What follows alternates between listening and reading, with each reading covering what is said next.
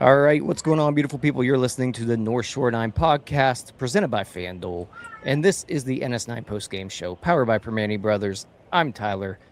Live from Great American Small Park is Jim. Jim, that was frustrating, man. Yeah, it really was. Bullpen game for the Pirates today. The results were there. It wasn't necessarily the prettiest pitching performances, outside maybe Mason Montgomery and Yohan Ramirez looked good. But overall, the bullpen game did fairly well, but the offense just couldn't get to Rhett Louder, and then they couldn't really add on against the Reds bullpen. It was a little frustrating. Pirates lose this one in walk-off fashion, 3-2 on an infield single, because why the hell not? Let's just make it even more painful.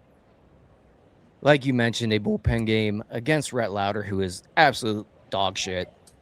Couldn't score any runs off of him. The pitching performance, as you mentioned, effort was there. I mean, you give up 3 runs throughout a game.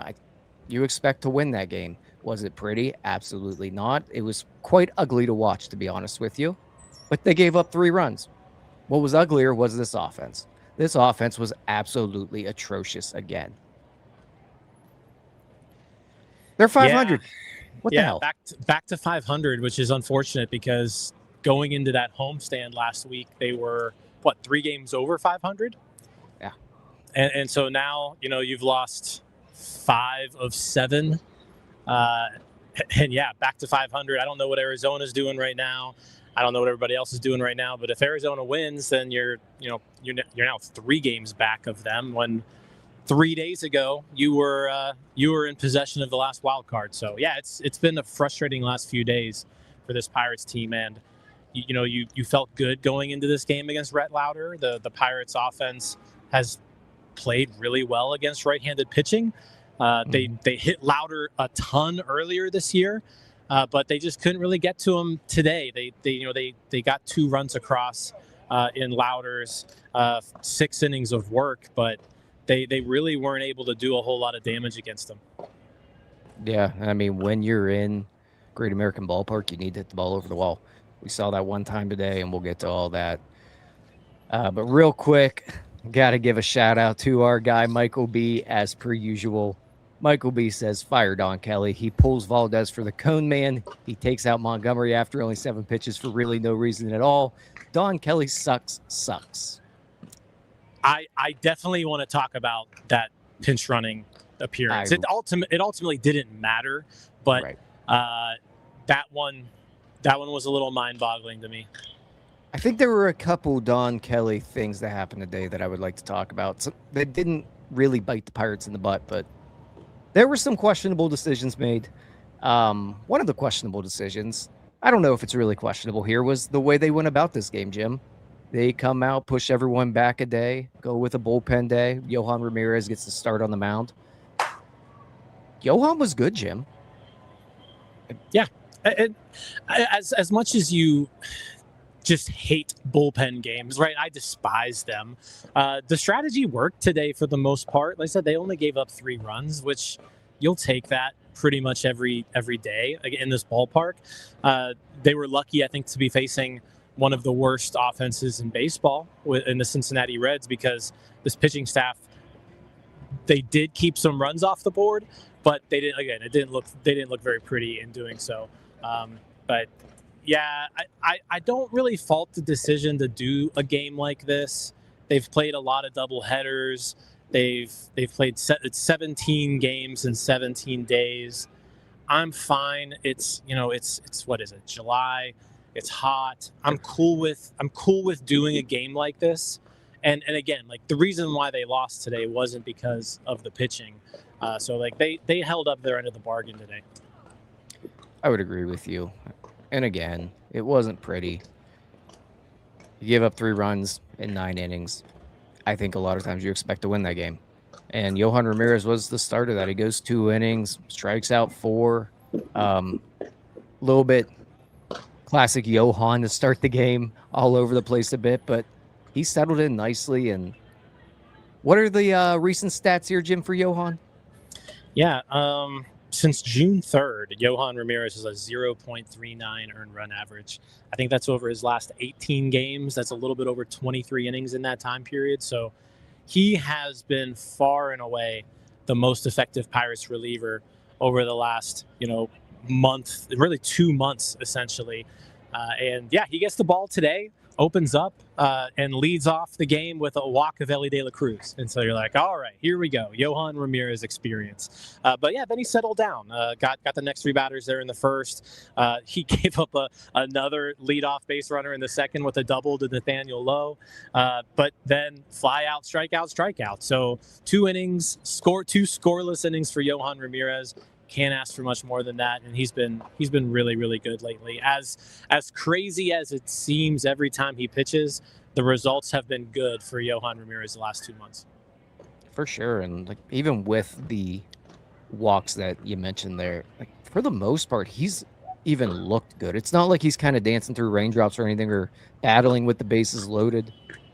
He's missing bats. He's throwing strikes. The walks haven't been. They're not good, but like they haven't been insanely bad.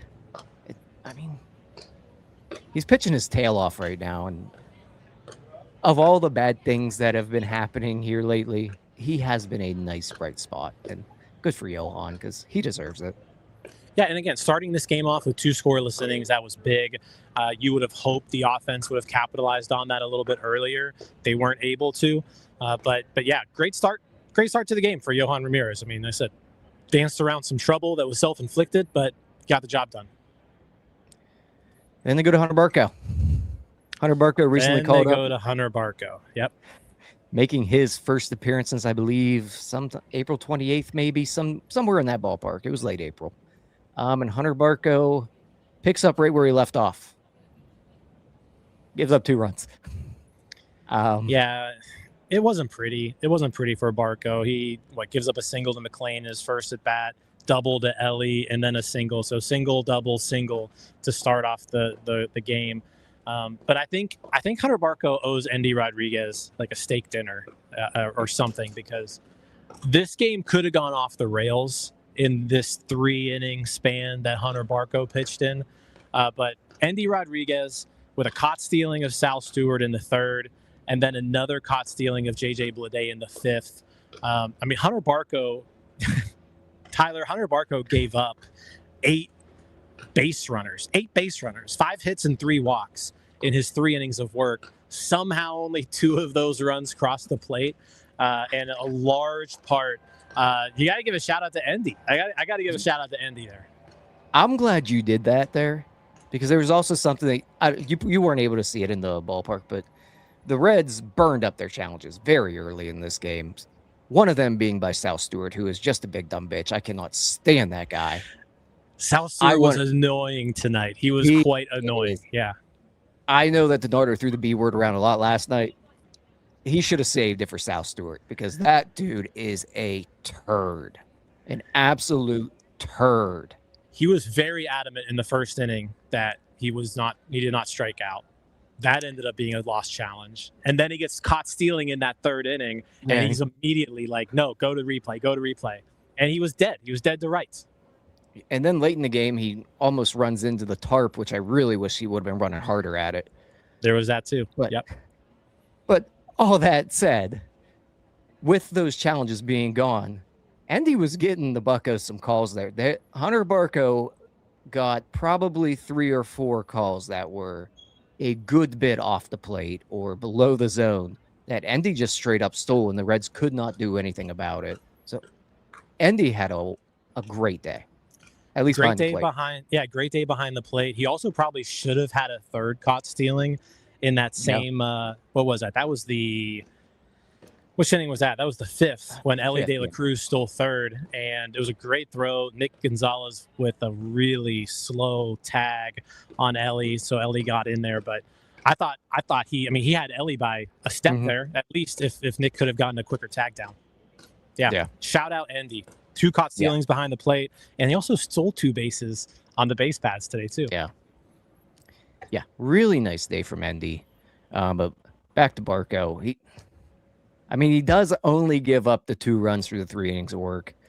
It was one of the ugliest 3 innings of work I think I've ever seen. And hopefully we don't see much more Barco here for a little while. But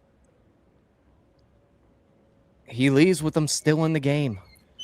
That's my take from it is, yeah, it was not pretty. I mean, he got eight base runners over those 3 innings, but he only allows those 2 runs. They were in that first inning. It was a big 0 that he put up in the 4th, a big 0 that he put up in the 5th, because that did allow the Pirates to come back and tie this game in the 6th. I mean, by the time that he got taken out of this game, it was a tie ball game. Yeah. So I guess with that being said, Barco was Barco. Yeah, he didn't look good at all. And I mean, even if you look at the stat line, he still gave up 2 runs in his 3 innings. You could have hoped to maybe get a 4th, like you would have hoped to have gotten a 4th inning out of him, but he was not very efficient. He threw a ton of pitches, bunch of balls, and he wasn't necessarily, he was getting hit pretty hard too at times. So yeah, he just got lucky today, and I mean, we'll take it. He probably should have given up more than 2 runs. I don't know what his FIP was on the day, Tyler, but I'm sure it was quite a bit higher than 6, which is what his ERA was. But yeah, we'll take that outing from Hunter Barco, I think. And we'll take that outing. And you just mentioned his 6 ERA. It's now over 7. So his ERA still went up today. There you go. No, it went down. No, if his ERA is over 7 and he had a 6 ERA today, that means it went down. He had a 6 ERA before his outing today. Right, but today, 2 runs in 3 innings is a 6 ERA. Well, his ERA is 7.36 now. Yeah, so it went down today. Yeah. 6 is less than 7. I got to see what his ERA was before today, I guess. I will guarantee you it went down. If his ERA is in the 7s, it went down today, Tyler. I don't actually know what it was coming into today, to be honest with you. Anyhow. The Pirates do get on the board there in the 5th inning. Nick Gonzalez leads it off with a double. He gets the 3rd. Jacob Gonzalez with a sacrifice fly to bring him in. Something happened in between there. Was it Endy or something? Now I'm drawing a blank here, Jim. Yeah, Nick Gonzalez led off the inning with a double. Endy singled and stole a base. And then, Jacob Gonzalez hit him in with a sacrifice fly. So, you ended up – that was an opportunity, too, for the Pirates to add on because they hadn't really – that was the first time they'd gotten anyone into scoring position all day. But that was the first of 2 Jhostynxon Garcia strikeouts in big spots. And then Jake Mangum flies out to end that inning. So they leave that runner on second. It would have been nice to push across that 3rd run there. But yeah, Jhostynxon Garcia came up in 2 pretty big moments today and strikeout. Yeah, and then that one in particular, it's a ball. Dead dick down the middle. Yeah, neither of those 2 strikeouts were stellar at bats. Yeah, he just plain and simple looks overmatched at the plate. He does not look like he belongs at this point. Yeah, he did get a base hit in the 9th. So I mean, 2 outs in the 9th, he got a base hit, but he looked. Those 2 at bats were rough. They were quite bad. Yeah. Pirates do score another one there in the 6th on a Brandon Lau home run, his 23rd of the year. Thank God for Brandon Lau. That's really all I got to say about him. I mean, there's a part later in the game where he comes up with the bases loaded and strikes out. We'll wait to get to that. But yeah, Brandon Lau does tie the game up there. And that's again, like when you're down 2-0 in this ballpark with this offense, I didn't really feel comfortable, but I also wasn't like panicking. I was like, I mean, 2 runs is nothing for these guys. Right. I wasn't expecting the pitching to kind of hold them at 2, but they did a good job through those middle innings to keep the Reds at 2 runs. And yeah, I mean, Brandon Lau home run, he crushed that ball too. That ball was a no doubter. That was no matter what ballpark they were playing in, that was going to go over the fence. So yeah, Brandon Lau 23rd home run, and I want to say, is that 1 away from the Pirates' second base home run record? I don't know what Neal's was. It doesn't. 23 tie so 23 may tie it, but he's very close to putting up one of the best offensive seasons in Pirates second baseman history. And with the tie game, the Pirates go to recently called up Noah Murdock, who, I'll be honest with you, Jim, I was kind of interested in seeing him just a little bit. Like I get it. Yeah. I wasn't jumping up and down to see him. It was different. He's a It's a guy new that, guy. New guy. yeah, it's a new guy that showed a good bit of swing and miss in the minors. The walks weren't outrageous. I was interested to see him. I'm no longer that interested to see him, Jim. He doesn't give up any runs, but it was not a pretty outing. Yeah, he danced out of some, again, like self-inflicted trouble. His problem in his previous time in the major leagues was walks. It was something he got under control this year. He started the season off in Altoona, actually, did a really good job there for the Curve. Got promoted to Indianapolis, has been, fine there. And so, yeah, he's gotten a few shots. He's been the 27th man, I think, 2 or 3 times already, but hasn't actually gotten in a game. So today he gets his first game action, which was kind of planned. The plan was to go Ramirez, Barco, Murdoch, and try to get through as many as they could. I'll say this. Gutsy. Do you want to say gutsy is the word here? Because he did give up 2 hits and 3 walks, but he was at a ton of pitches. The Pirates, I was surprised they left him in as long as they did, because that second inning of work, Tyler, he goes, walk, strikeout, single, walk, loads the bases with 1 out. He's sitting there at like 45 pitches. And this isn't a guy who's typically throwing multiple innings. And like when I say he throws multiple innings, he'll go 2 innings in the minors, but he normally doesn't go that far. And so he's at 45 pitches in his first major league game of the season, high stress pitches, every single one of them. And man, that double play that he induced for Eugenio Suarez to get out of that was the 7th inning that he got out of. I mean, I thought right there that was going to be the game. Suarez up to bat, bases loaded, tie game in this ballpark. Tyler, I've seen that movie 5 or 6 times. I know how this story ends typically, and it normally doesn't end like that. So really great play by Nick Gonzalez. He had a couple rough moments earlier in the game, but that was an outstanding play by Nick Gonzalez to turn that double play and get out of that with no runs. That was a huge play. Maybe the best play he's made at third base this year. Not to mention, I was fully prepared to jump on here just bitching up a storm because Noah Murdoch was still in the game at that point.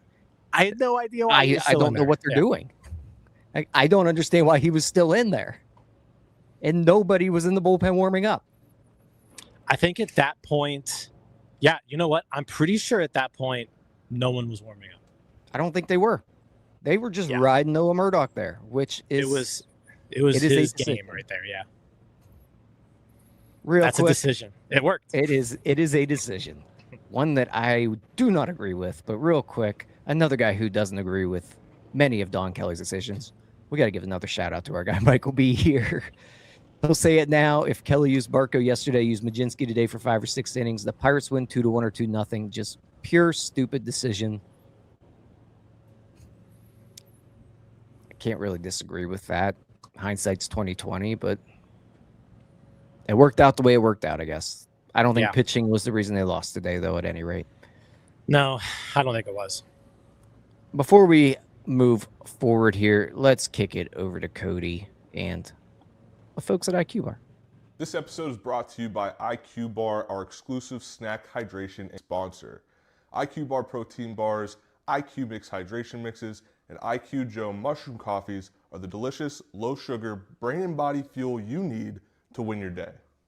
The Ultimate Sampler Pack is a great way for you to try all IQ Bar products and flavors. You get 9 IQ bars, 8 IQ Mix sticks, and 4 IQ Joe sticks. All IQ Bar products are clean label certified and entirely free from gluten, dairy, soy, GMOs, and artificial ingredients. With over 20,000 5-star reviews and counting, more people than ever are fueling their lifestyles with IQ Bar's brain and body boosting bars, hydration mixes, and mushroom coffees. The Ultimate Sampler Pack includes all 3. My personal favorites so far have been the almond butter chip and the iced tea lemonade hydration mix. It's just really full of flavor. I love starting my day with it, and I couldn't imagine starting my day with anything else other than IQ Bar products. Right now, IQ Bar is offering our podcast listeners 20% off all IQ Bar products, including the Ultimate Sampler Pack, plus free shipping. To get your 20% off, text MLB to 64,000. That's MLB 64000. Message and data rates may apply. See terms for details.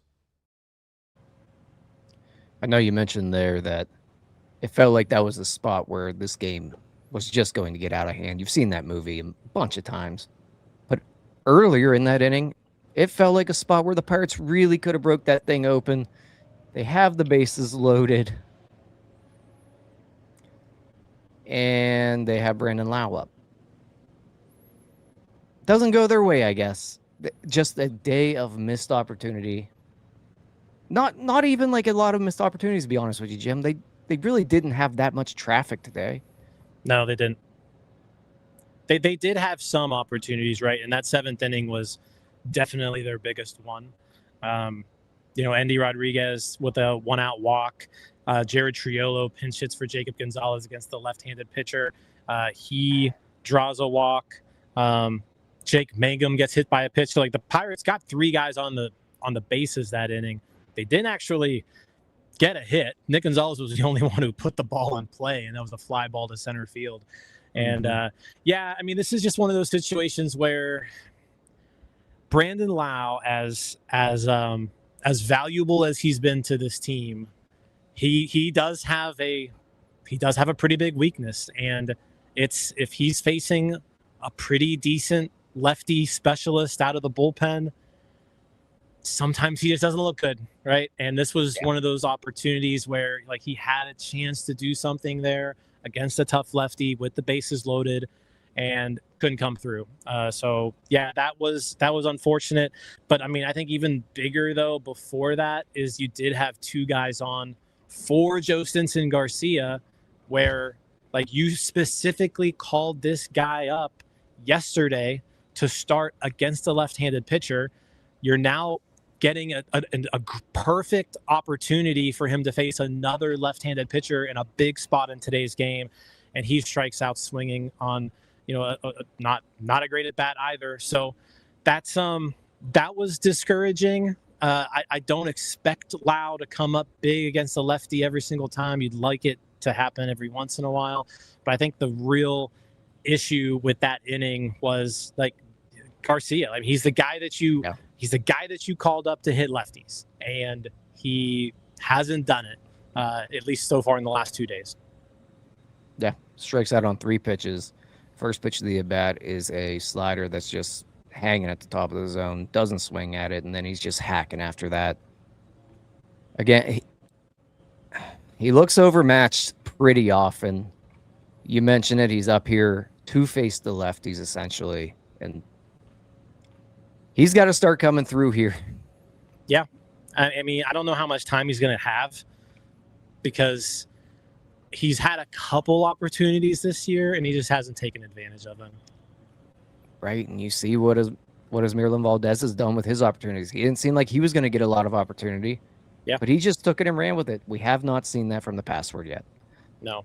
And like, you really would like to see it, because, like we talked about last night on NS9 Live, it's like the one thing this team could desperately use right now is someone that they can rely on to hit left-handed pitching consistently.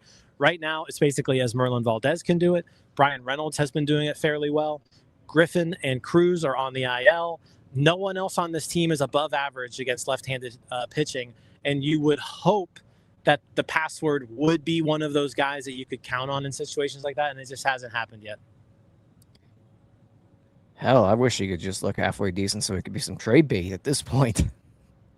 Yeah, I mean he's had a really good month in Indianapolis leading up to this promotion. So, I mean, he's certainly somebody who I think you could dangle. I don't know what his value is like right now. I don't think it's as high as it was when the Pirates acquired him, but I think there's still some value there. We'll see how the Pirates use him. Yep, but so far, not so good. Nope. Keeping it moving here, though. How good has Mason Montgomery been, Jim? Oh, man. 7 pitches, all strikes, 2 strikeouts. It doesn't really get much better than that, right? I guess you could have an immaculate inning, but Is this even better than an immaculate inning because he got one of the outs just on one pitch? I don't know. You could argue that it is. He was just lights out. I mean, a pop up to the second baseman, and then a strikeout swinging, and then a strikeout looking. I guess if you could, if there was something to complain about here, right? He faced 7, 8, 9. Would you have rather gone Soto in the 8th to face 7, 8, 9, and then Montgomery in the 9th to face the top of the order? Who knows what that 8th inning would have looked like, if Soto would have had it. But that is another kind of nitpicky thing here that you could say is Mason Montgomery, I've got more confidence in him right now than Gregory Soto.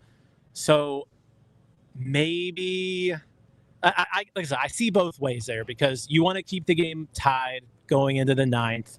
But at the same time, you kind of look at the matchups and, maybe if you reverse those two, we're still playing ball.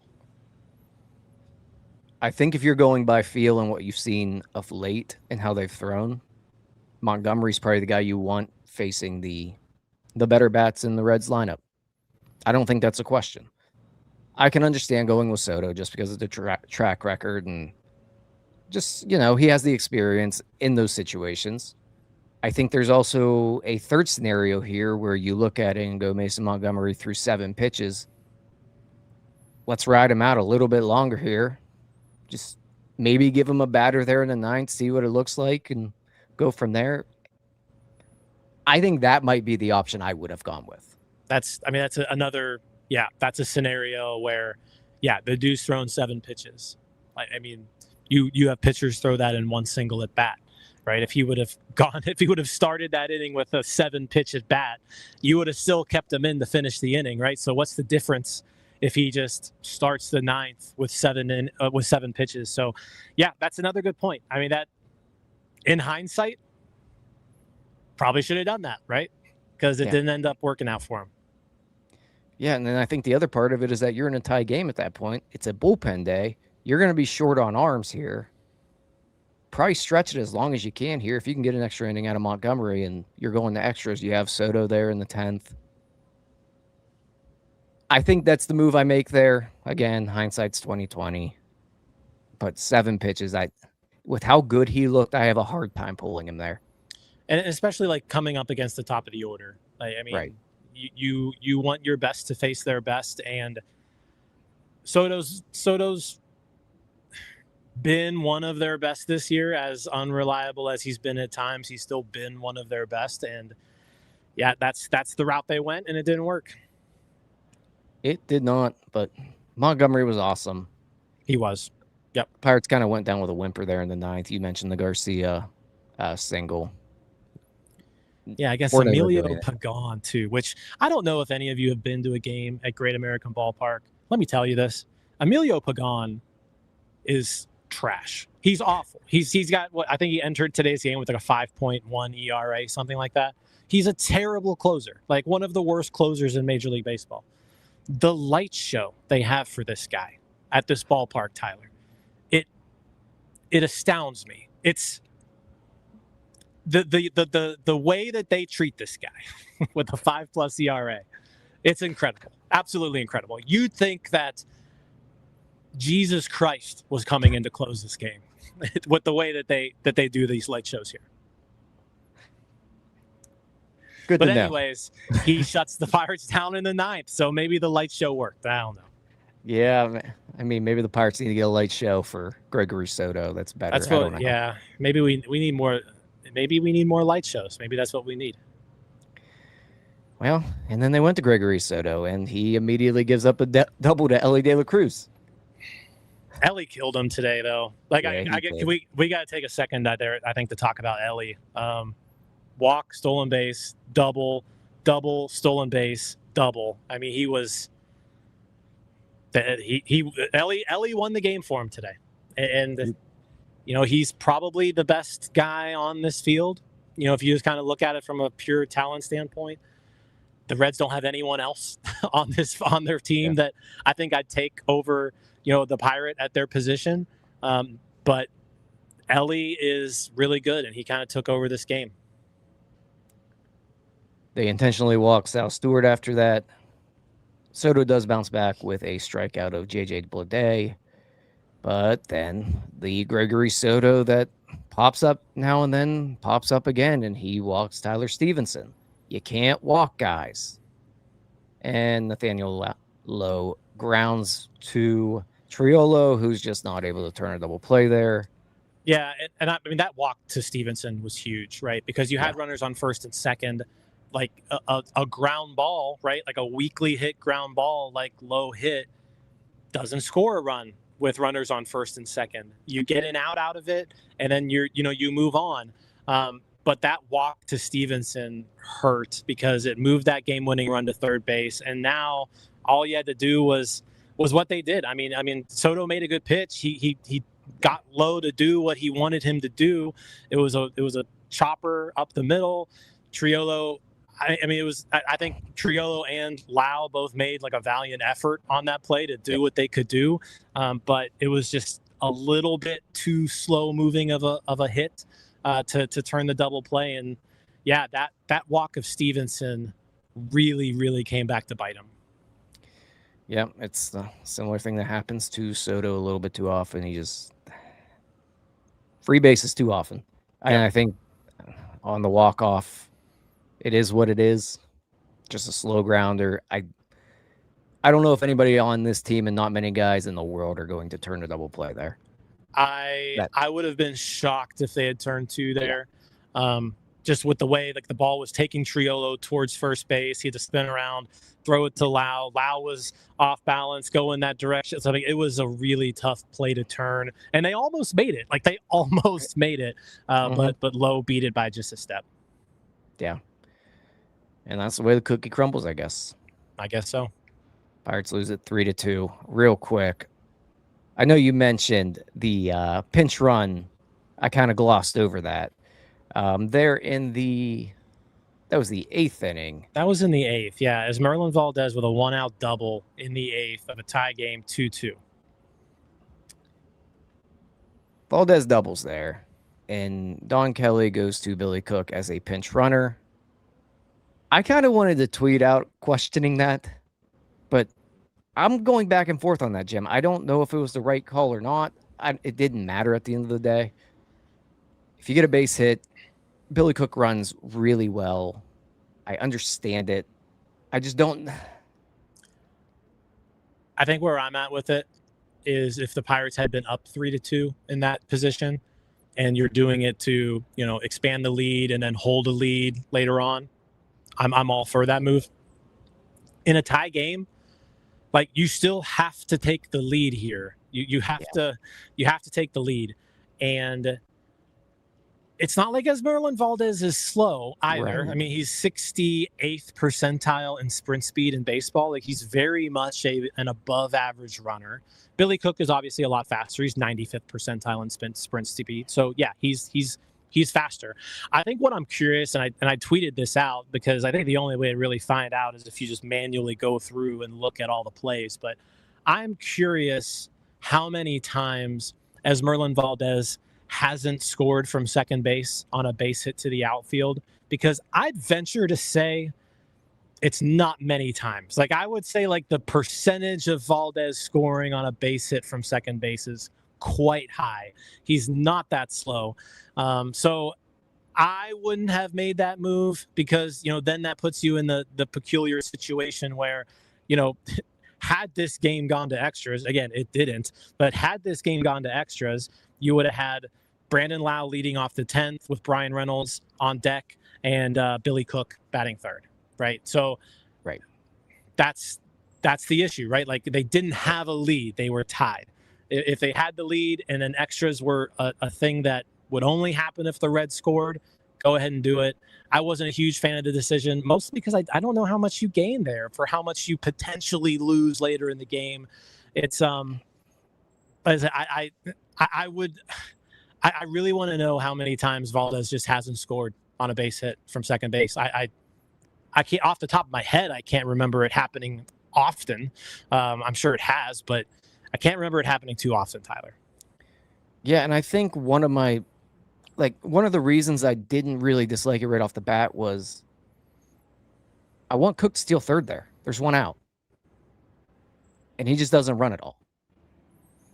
Ryan O'Hearn hits a fly ball center field. Can he score on a sac fly there? If he's not stealing, I don't really understand the point of it, I guess. Yeah. Because once there's two outs, also like Valdez is in scoring position at that point. Right. Like he's going on contact and he's scoring. Right. So if you're not going to run there, I don't really understand the point of the pinch runner. Yeah, I mean, I get where he was going with it. I just don't agree with it. But like you said, ultimately it didn't end up mattering. But I wasn't a huge fan of that decision. Yeah, I'm with you. You're back there tomorrow, though, aren't you? I'm here all weekend, Tyler. Oh, lucky you. I know. Hopefully the Rosati curse doesn't completely kill the Pirates this weekend. Yeah, let's hope not. This is my third game here at Great American Ballpark this year. They are 1-2 now in those 3 games. So yeah, we need to get back on. We need to get back on a winning streak. Yeah, and we're back at it tomorrow. Otherwise, if we get swept in this series, Tyler, it's over. It might be over, and people are going to blame me. People are going to blame me for it, Tyler, and I don't need that in my life. Well, I think they're going to blame you regardless, Jim. But we'll be back at it tomorrow with you folks. Paul Skeens will be on the mound. And according to FanDuel, the Pirates are favored at -126 on the money line. So Hunter Green and Paul Skeens, I believe, tomorrow. Yep. Should be a good one. Hopefully the Pirates can come out on top on that one. Really need it.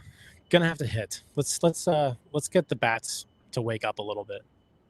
Fingers crossed. All right. Appreciate you all for hanging out with us. We'll be back tomorrow with more. Catch y'all later. Peace out, Girl Scouts. See you guys. All right, that wraps up this episode of North Shore 9. Thanks so much for tuning in. Whether you're listening on the podcast or catching us on YouTube, if you enjoyed the show, please give this video a thumbs up and don't forget to hit that subscribe button if you haven't already. It really helps us grow. And if you're listening on the podcast, a quick review goes a long way in helping others find the show. Plus, be sure to tell a friend about us. There's always room for more here in the NS9 community.